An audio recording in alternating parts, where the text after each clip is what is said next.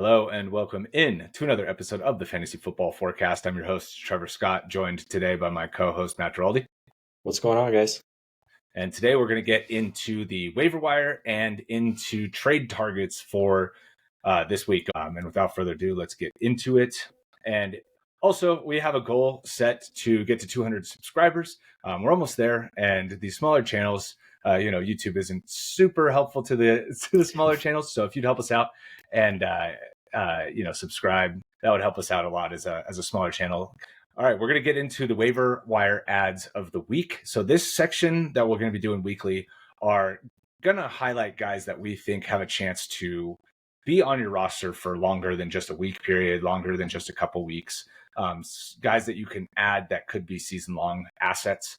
And we'll get into some FAAB discussion on these guys too. But for this week, we have two of these players, J.K. Dobbins and Isaiah Likely. Yeah, so with J.K. Dobbins, we had talked about him a few times throughout the offseason about being a potential lottery ticket, and it looks like that might just be the case with him. He looked really good.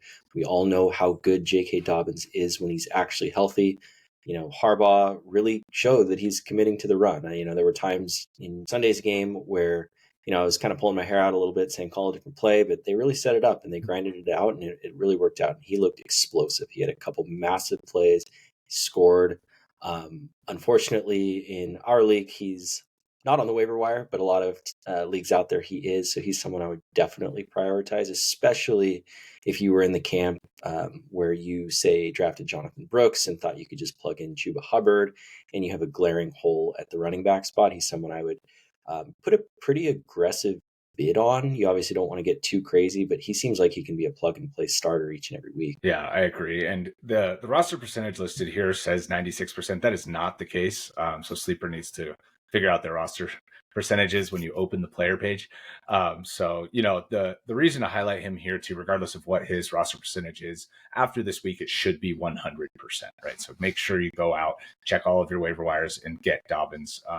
And in terms of the waiver bid, I think depending on your need, might drive your decision a little bit, but I think at least 20% here if you can get him for that. And again, that's in super competitive leagues where everybody's paying attention, because, you can have a league where maybe half the league doesn't pay attention and the other half doesn't really use a lot of FAAB on the waiver wire in general. So maybe you can sneak by with an 8 to 10% bid, but in competitive leagues, like if he was on the wire in our league, I think that he would go for about 20%, $20 to $22, something like that in $100 budget. And then also building on his role here, right? We saw him play 33 snaps to Gus Edwards 24, and he played more as the game went along. He got the hot hand, obviously. He scored from 11 yards out. He had a 43-yard run. He had a 61-yard run. So, very explosive. He had less touches, but it's hard to get more touches when two of the times you were on the field, you basically ran all the way down the field on one play. So, that's not going to really make it so you can get a bigger workload, especially when Gus had, I think 7 or 8 carries really before Dobbins got involved. Dobbins played a ton on third down. You can see here he runs 17 routes. He had 3 targets. He caught all of them for 4 yards, so didn't really do much in the passing game. But if he's going to be playing a lot on third downs, I could see, getting 2 to 3 targets a game, which would also boost his value. So the scariest part about this ad in particular, obviously, is the health. Coming off an Achilles injury, he's never stayed healthy. So if you don't believe that he can stay healthy, you don't believe that he's going to grow the role from 13 opportunities, I could understand not spending a huge number on him. But if you are comfortable with not spending a huge number, you should also be comfortable just not getting him. And then looking over at the tight end, Isaiah Likely obviously had a huge Thursday night game to open up the season. And, in my opinion, Andrews is still obviously the tight end to own on this team. I think Kansas City really game planned for both Andrews and Derrick Henry and did a very good job at that. But for folks that maybe had, Jake Ferguson, who might miss some time, David Njoku, who might miss some time, I would definitely be going after Isaiah Likely because, you can stat it to death and look at all these different factors as to why maybe you don't want Isaiah Likely. But for me, it's just an eye test thing, man. He looks so good. Lamar trusts him. We've seen him fill in big ways when Andrews has been hurt in the past. I think he's just going to be a very good part of this offense. And yeah, he's someone that I think should be rostered in all leagues. Yeah, I agree. And I think, we can talk about the split between him and Andrews in terms of targets. Like, there's going to be very few games, in my opinion, where Andrews gets 2 targets and he gets 12.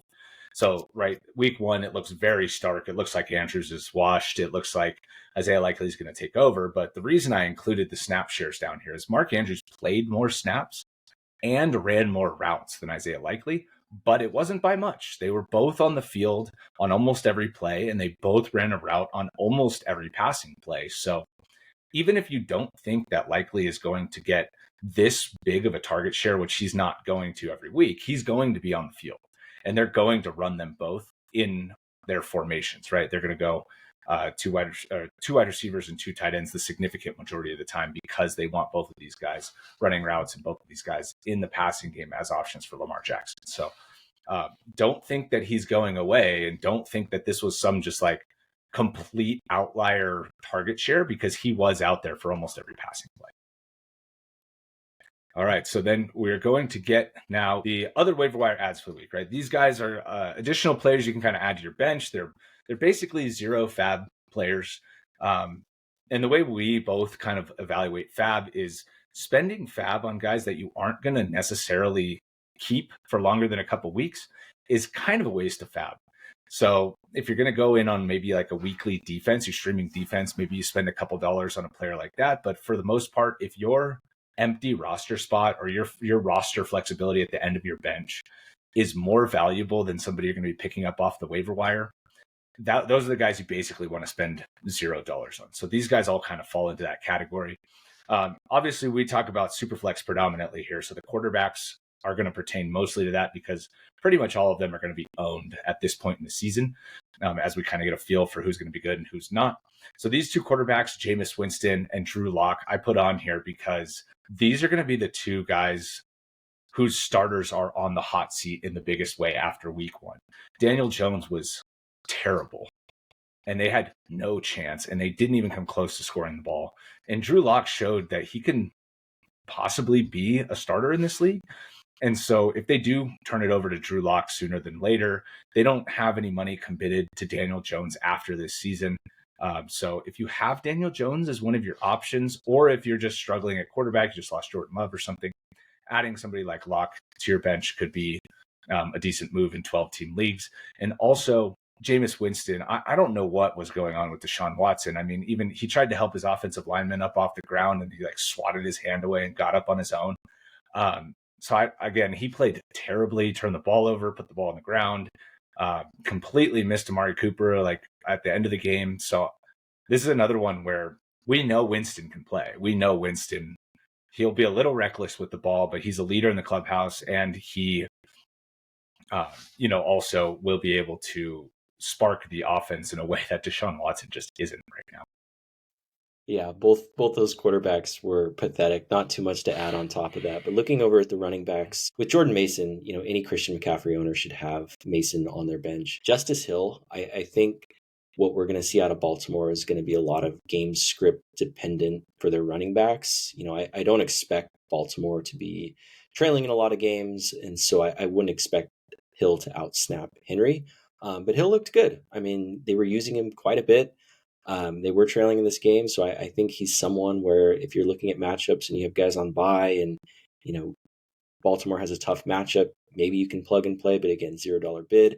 Mattison looked good. Again, he loves being the number 2 and not the number 1. So I think, the coach over there has said he's going to ride the hot hand, and, that could very well be Mattison. But someone I'm very interested in adding in all my leagues is Bucky Irving, because with Irving, he was much more efficient on the ground than Rachaad White. We know about White's struggles, strictly from a running perspective, but in the passing game, Bucky looks very similar. And we've been saying this for a lot of the offseason. I just foresee a way where Bucky plays his way into this number 1 RB role. And if he ends up taking that on, there is so much value in that with the way that Baker checks the ball down. Yeah, and like Bucky himself got 12 opportunities in his first game. I don't know that I saw that coming. Obviously, White still had 20 opportunities, so I don't know that they could have leaned on him much more than they did, but definitely a role here for a number 2 running back in a way that there really wasn't last year. I guess Chase Edmonds kind of was in that role last year, but Bucky Irving's much better than anybody they had and is going to consolidate all of that work into one player. So I do think Bucky Irving's an interesting player for sure. It's the reason why I ended up pushing Kamara over Rashad White in the preseason. I had to make that decision in our draft, and I ended up going with Kamara. So, I do like Bucky Irving. One thing I'll say about Alexander Mattison, he dominated the snap share over Zamir White this week. And if that's going to be the case when they're losing, he might be the running back you want in the backfield because they're going to be losing a lot. The Raiders are not that good. And so especially when they have tougher opponents, he scored a receiving touchdown as well. So I think that there's definitely some room for Alexander Mattison. If you're strapped at RB2, he's somebody that I would probably be adding as somebody that you could legitimately plug into your lineup as a starter in matchups where the Raiders should be losing pretty clearly. Moving on to wide receivers. All right, we got only 3 names here. There's a lot of wide receivers you can add, but I think the focus should go into these 3 guys on your waiver wire. Number 1, and far and away, number 1 is Demarcus Robinson. Puka Nacua re-injured or his knee flared up, whatever you want to call it. Same injury that he was dealing with in the preseason. Came up in week 1. He's an IR candidate. He might miss the next 4 weeks. This is somebody that, if you need wide receiver help, is a focus and can definitely be a flex player for you. Brandin Cooks, I think we all should have been more in on Brandin Cooks in the offseason. He scored here, 7 targets, a decent role. The main reason I think he's a good target now, and the main reason I think he should probably go up to 100% owned, is that Jake Ferguson got hurt. He has an MCL sprain. He's an IR candidate as well. And if you take him out of the offense, I think that Cooks can take on more of that passing game role. And then Greg Dortch, we saw him get 8 targets, a lot near the line of scrimmage, but he's been productive historically with volume. And so if he's going to be that close area target for Kyler Murray in the wide receiver room out of the slot, I think he's a decent add as well. With Dortch specifically, I don't, and we don't expect Marvin Harrison's target volume to look like it did week 1, but it showed that Kyler is very comfortable with Dortch. And, I think there's something to be said about that. I think you talked about him last week in terms of a flex flyer and like a deep guillotine league. So I think for now, that there is an opportunity to start him if, one of your guys is hurt. Looking at the tight ends, Colby, Parkinson, and Juwan Johnson, it's funny because I'm kind of going to have to make this decision when I put in waiver claims today in one of my leagues where I have Jake Ferguson. With Parkinson, there's just so many targets vacated with Puka Nacua likely missing time. And then with Juwan Johnson, I feel like we just kind of constantly underrate this guy sometimes. I don't know. He's good for some big spike weeks. And when you're replacing a tight end, that's kind of all you can really ask for. Yeah, and with Juwan Johnson specifically, he's coming off a major injury. So he was a pup candidate when we were early in the offseason. And then he got into training camp and he was looking good. And then we were getting reporting that he was on track for week 1 and boom, he plays. And he got significantly outsnapped by Foster Moreau. Foster Moreau almost doubled the number of snaps that Juwan Johnson played, but that's because he's still coming back from his knee injury, right? So I think as the season goes on, we're going to see his snap percentage go up, and he's going to kind of take the number 1 role from Foster Moreau. And he already scored here, and he was showing out pretty good last year, and he's still pretty young, right? He's only 25, I think.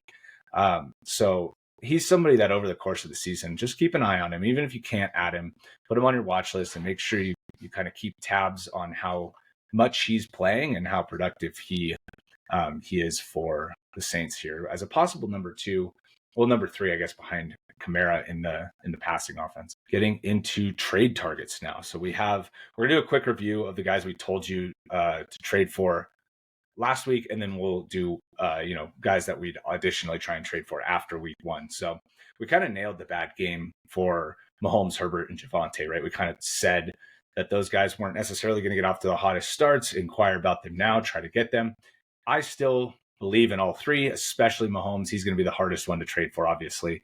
But the other 2, if people are worried about Herbert or Javonte, I think that getting in now, especially if you inquired before week 1 is something that you definitely want to do.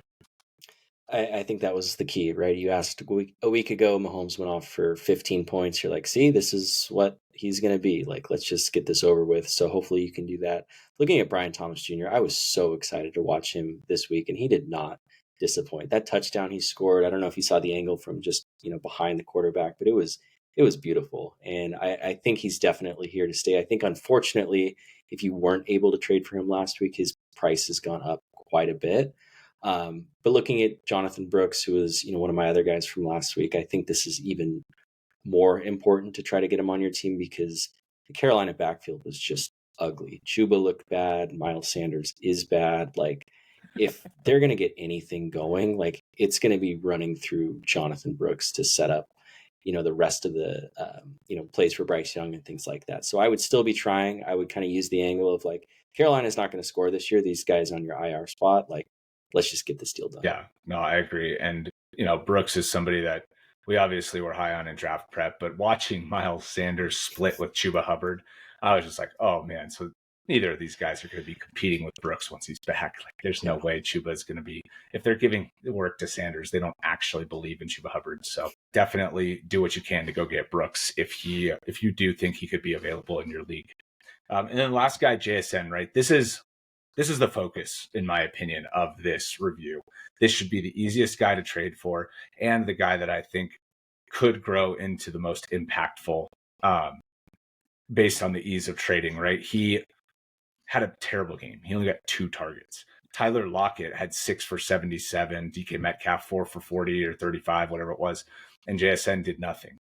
But he was running in 2 wide receiver sets. He was on the field a lot more than Tyler Lockett was. He almost had as many snaps as DK Metcalf, and that's what we basically told you to look for in week 1. And that came true. And if that role is going to hold, JSN is going to be the one you want in this offense, not Tyler Lockett. And he is going to be dirt cheap right now. He's somebody that you shouldn't have to give up much for and could potentially grow into a flex starter over the next couple weeks here. Yeah, I love Jason going forward. All right. And then the last slide here, we're going to go over our post week 1 trade targets. And so starting with the quarterbacks, just as in general too, Matt went for guys that were a little bit more highly drafted, guys that might be a little bit more difficult to acquire after just one bad week. I went after guys that I think looked pretty good for where their draft price was. And based on where we drafted them, if I had known during draft season what I know now, I would have made of them a little bit more of targets at their ADP. So starting with Burrow was one of your guys. Yeah, so Burrow in Cincinnati as a whole just had an awful game. He threw for 165 yards, I want to say, with no touchdowns. He scored 8 fantasy points. Obviously, the big storyline going into the week was whether or not Jamar Chase would play. He's been dealing with the contract issue. He had an illness pop up the night before. He played 84% of the snaps, had an okay game, but not really by his standards. T. Higgins was kind of a late scratch. We know he's always kind of had these nagging injuries, and this one popped up. I think he was doubtful annoying. Not until Friday. And this is kind of what we talked about with Higgins in the offseason, and one of the reasons he was kind of one of our do not draft guys. But looking at Burrow, looking back at last year, he averaged like 8 fantasy points per game the first 4 weeks before averaging like 22 fantasy points per game the next 5 weeks. So he's kind of been a notoriously slow starter. In 2022, they started 2-3.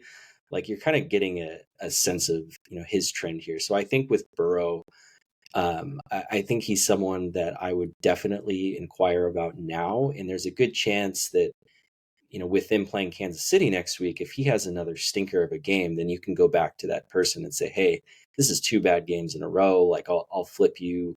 I don't know if Geno has a solid game along with someone else to try to level up to get Burrow, because with his talent, and if Chase and Higgins are a full go, then, the sky can be the limit for him this year. Yeah. So, and it will be. He'll be fine. But this is also part of the reason why we discussed ranking Burrow at QB9 or QB10 instead of at QB7, where he kind of was for consensus, is picking him, especially in a super flex league, almost guarantees that the best you can do in the first month is 2-2. You have to draft him so highly, and he's going to play poorly early in the year. Like, this is 0% a surprise. This is what was expected from Burrow, in my opinion.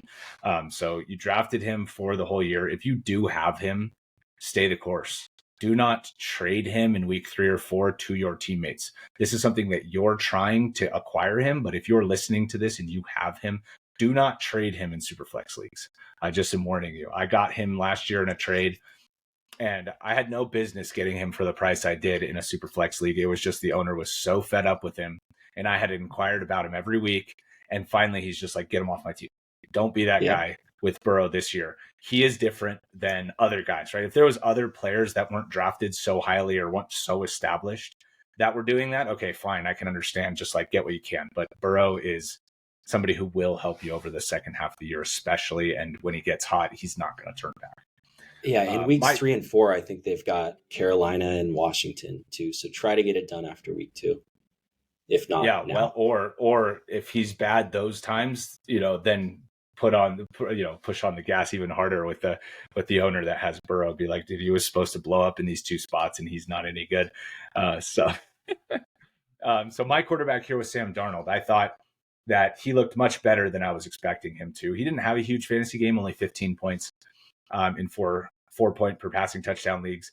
But I thought he moved the offense effectively. They didn't need to throw because they were absolutely crushing the Giants. So there wasn't really an incentive for him to continue to push the ball over the second half of the game. They ran the ball a lot with Aaron Jones and with Ty Chandler. Both got double-digit opportunities.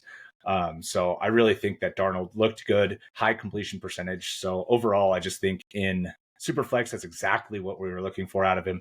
And he's somebody that I would feel confident playing as my QB2 at this point. Yeah, I was super, super happy for him yesterday. And, having Jefferson in a couple leagues, I was very pleased to see that he can, move this offense effectively. It'll be interesting to see how he plays against a more formidable opponent. Obviously, the Giants are just a complete dumpster fire, but I think that was the perfect team to open up against to get his confidence up. Yep. See a couple go in, right? And then go from there. So, all right. So switching over to running backs, right? You have Derrick Henry here as your trade target.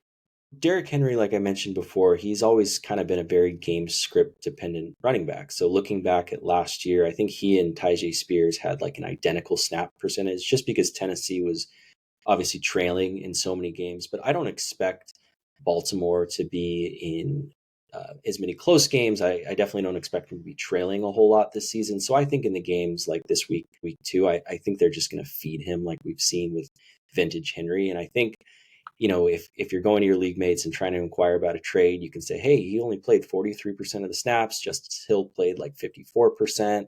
He only salvaged his day because he happened to barrel into the end zone. Otherwise, it was 46 yards on 13 carries. You got Keaton Mitchell coming back eventually. But again, I think the biggest thing is looking forward for the rest of the season. I think at this point, they're only like underdogs in 2 games or something. So definitely expect a heavy dose of Henry. And I think he's someone I would definitely be trying to get. Yeah. I mean, if somebody's going to part with him over a game where they were losing and Hill racked up six targets, and they were just throw, trying to catch up, go for it. If you can get him, get him. I will say I am a little bit more concerned than I was. I had a little bit of hope that he might get some of the targets in this offense that, we wouldn't necessarily see him completely off the field in hurry up offense type of situations, but he was, right? Like Hill is going to play the Tyjae Spears role.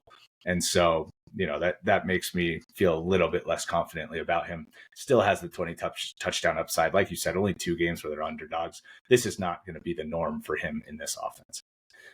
My guy here for running backs is Zach Moss. This has to make you smile a little bit because I definitely was Chase Brown all offseason. I was in on Chase Brown. I still like Chase Brown. This is not an anti-Chase Brown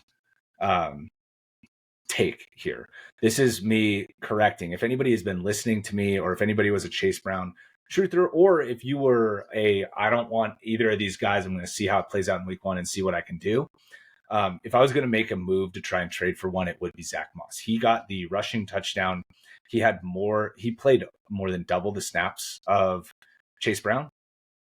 And so I'd be looking to go after him. The other thing I thought was extremely interesting that I did not expect at all is that he had more targets than Chase, or they had the same number of targets. They each had 4 targets. So Zach Moss is going to be involved in the passing game to a certain extent. If he's going to be their goal line back, I think that there's more value here than I was necessarily anticipating, because I thought Chase Brown, no matter what, was going to get all the passing game work, and that did not play out in week 1. We'll see if that ends up switching up or whatever, but I don't necessarily think so. If they were going to do that, I think establishing those roles early in week 1 would have been the way to go. But, and again, it wasn't like he got a ton of work. He only got 13 opportunities. So if somebody has Zach Moss, they're probably still going to be in a position that they would be willing to trade him. Yeah, I agree. And we talked about, how bad Cincinnati looked, but looking forward, in games where, they are ahead and they are running the ball. We saw what Joe Mixon did last year, and you and I are not, huge fans of Joe Mixon from like a talent perspective. So if Moss gets even more of the snap share and they're in those positive game scripts, I think he could be a very reliable starter. Agreed. And so going over to wide receiver now, we got 2 guys here. Your guys, Chris Olave.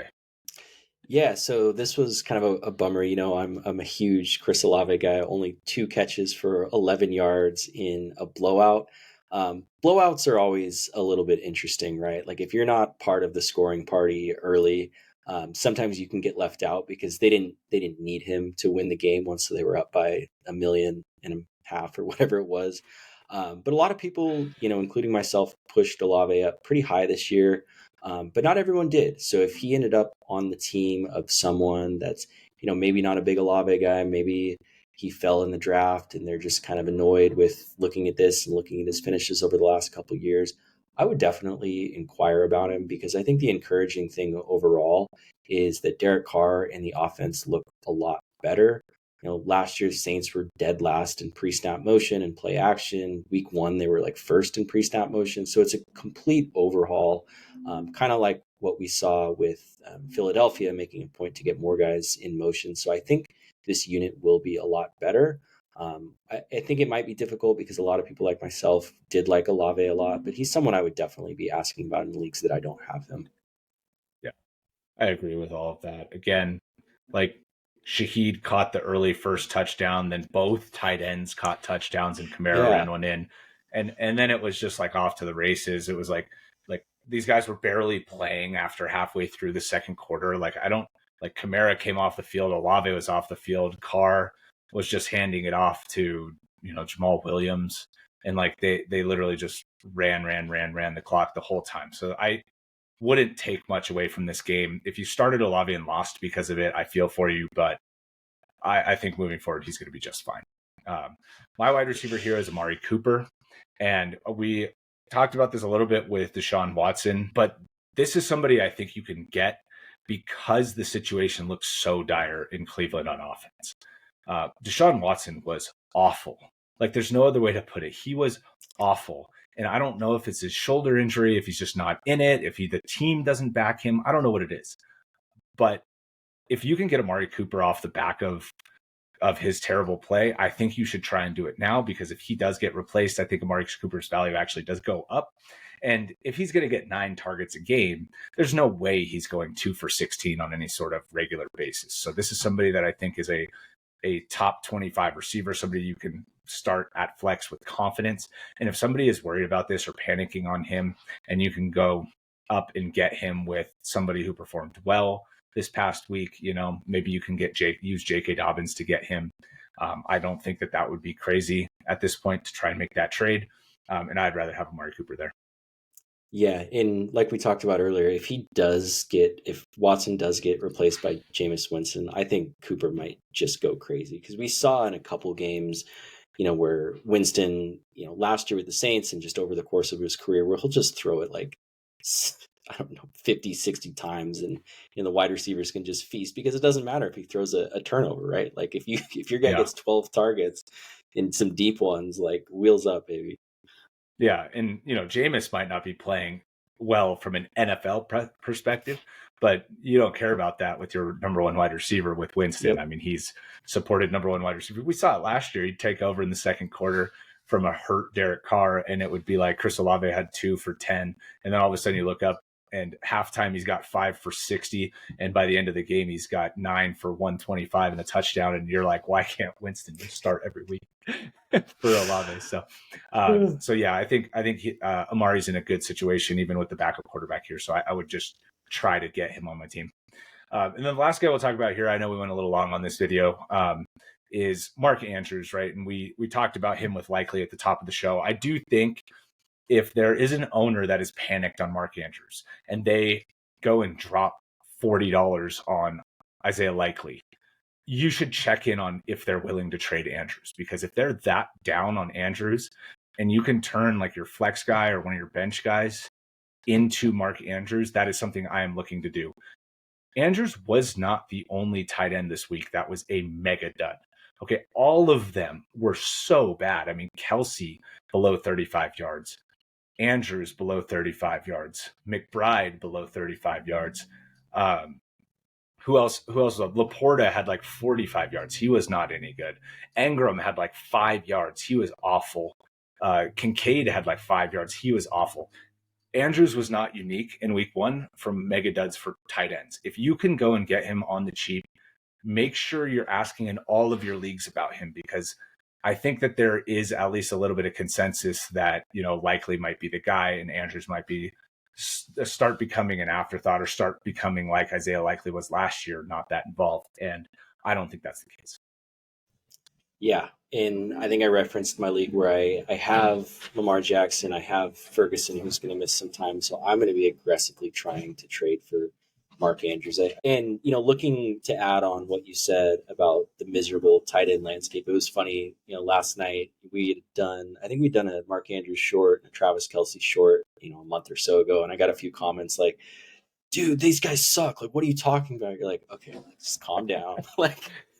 like, bro, where did you have Andrews and Kelce? Like, come on, it's week 1. So don't panic if you own them. And if someone is, try to get them.